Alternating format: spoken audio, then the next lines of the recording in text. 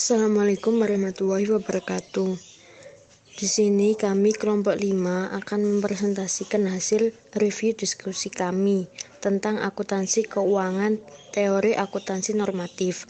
Anggota kelompok kami yaitu Arita Siska Febrianti, Eki Safira MS, Oktaviani Rizky Amanda, Bella Safitri Ratnasari, dan Nirin Wulansari. Judul dari penelitian ini adalah sikap, norma subjektif, dan intensi pegawai negeri sipil untuk mengadukan pelanggaran whistleblowing. Penelitinya adalah Erwan Suryono, Badan Pemeriksaan Keuangan, dan Ani Seriri, Univ Diponegoro. Motivasi dari penelitian ini adalah praktik penyelenggaraan negara yang koruptif berdampak negatif bagi kesejahteraan masyarakat dan pembangunan di Indonesia. Asyari dalam publikasi KPK menyebut dampak korupsi diantaranya memperlambat pertumbuhan ekonomi. Untuk slide selanjutnya yaitu sebutkan pertanyaan penelitiannya. Pertanyaan H1A, apakah norma subjektif memiliki pengaruh positif terhadap sikap pegawai negeri sipil untuk melakukan whistleblowing? H1B, apakah norma subjektif memiliki pengaruh positif terhadap intensi pegawai negeri sipil untuk melakukan whistleblowing? H1C, apakah sikap terhadap whistleblowing secara positif mempengaruhi intensi pegawai negeri sipil untuk melakukan whistleblowing? H2A, apakah norma subjektif pegawai negeri sipil untuk melakukan whistleblowing memiliki pengaruh lebih kuat terhadap sikap melakukan whistleblowing pada kementerian atau lembaga yang sudah reformasi birokrasi? H2B, apakah norma subjektif pegawai negeri sipil untuk melakukan whistleblowing memiliki pengaruh lebih kuat terhadap intensi untuk melakukan whistleblowing pada kementerian atau lembaga yang sudah reformasi birokrasi?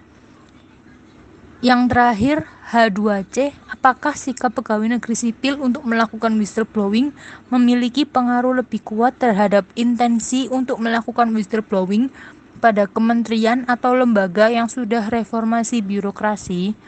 Slide ke-6, sebutkan penelitian sebelumnya. Penelitian yang pertama, Park tahun 2000, menemukan adanya hubungan antara sikap dengan norma subjektif.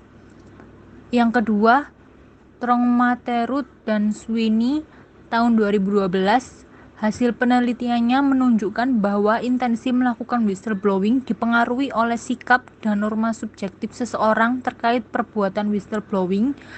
Penelitian ini dilakukan di Amerika Serikat dan Thailand. Untuk penelitian sebelumnya yang terakhir yaitu Valeran et al. Tahun 1992 menemukan bahwa baik faktor personal atau sikap maupun faktor sosial atau norma subjektif berpengaruh terhadap perilaku moral. Slide selanjutnya yaitu ketujuh, jelaskan teori yang melandasi penelitian, yaitu teori Reasoned Action atau TRA. Menurut Fishbein dan Atzen tahun 1981, teori ini berasumsi bahwa hampir seluruh perilaku orang yang terkait dengan tindakan sosial di bawah kontrol kehendak orang tersebut. Perilaku seseorang ditentukan oleh intensinya. Sementara itu, intensi merupakan fungsi dari dua faktor penentu. Yang pertama yaitu sifat kepribadian seseorang yang disebut sikap, dan pengaruh sosial yang disebut norma subjektif. Sikap berkaitan dengan penilaian seseorang, baik positif maupun negatif.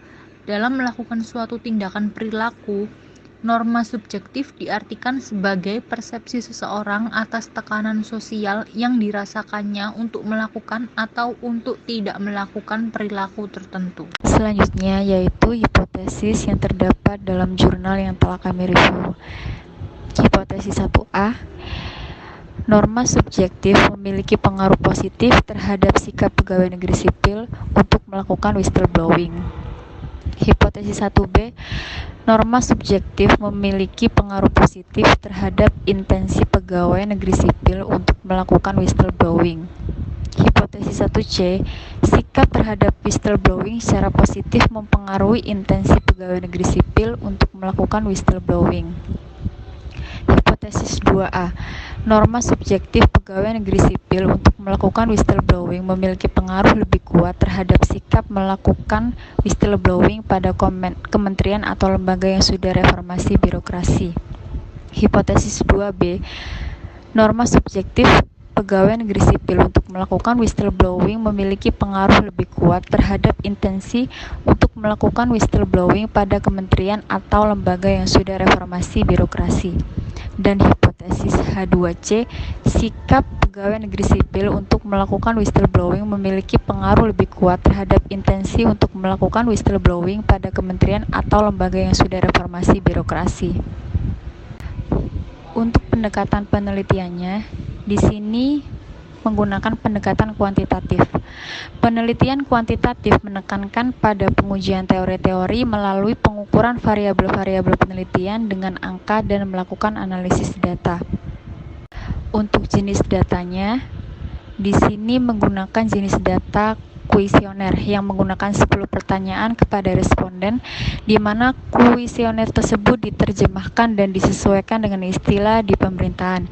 Misalnya, internal auditor diganti dengan internal inspektorat. Ditemukan bahwa semua item pertanyaan adalah reliable dan valid. Sumber data dari suatu penelitian ada dua, yakni primer dan sekunder. Untuk sumber data dari review jurnal kami, yaitu primer.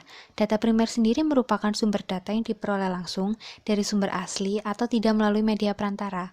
Data primer dapat berupa opini subjek orang secara individual maupun kelompok, hasil suatu observasi terhadap suatu benda fisik, kejadian atau kegiatan, dan hasil dari suatu pengujian. Untuk pengukuran variabelnya yaitu ada dua, yakni variabel dependen yaitu whistleblowing, sedangkan variabel independennya yaitu norma subjektif, sikap, dan intensi.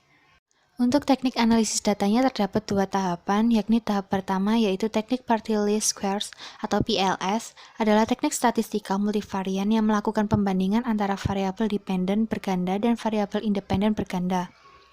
Menurut penelitian Wald pada tahun 1985 dalam Ghazali 2008 menjelaskan bahwa PLS merupakan metode analisis yang powerful karena tidak didasarkan banyak asumsi statistik.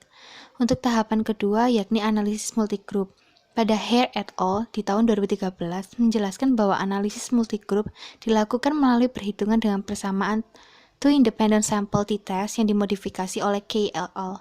Pada tahun 2000. Untuk persamaan two independent sample t-test dapat dilihat di bawah ini. Terdapat dua rumus persamaan. Yang atas yaitu jika standar error sama dan yang bawah jika standar error tidak sama. Untuk keterangannya dapat dilihat di slide. Selanjutnya keterbatasan dan saran. Keterbatasannya penelitian ini ialah ketidakmampuan menjelaskan faktor lain yang dapat mempengaruhi sikap dan intensi whistleblowing. Sarannya, pengembangan penelitian berikutnya adalah bisa menggunakan pendekatan teori yang lain untuk meneliti interaksi whistleblowing, ya misalnya menggunakan teori planet behavior. Dan untuk judul baru yang kami sepakati ialah norma subjektif dan kontrol perilaku pegawai negeri sipil untuk mengadukan pelanggaran, yaitu whistleblowing. Sekian presentasi dari kami. Apabila ada kesalahan, kami mohon maaf. Terima kasih. Wassalamualaikum warahmatullahi wabarakatuh.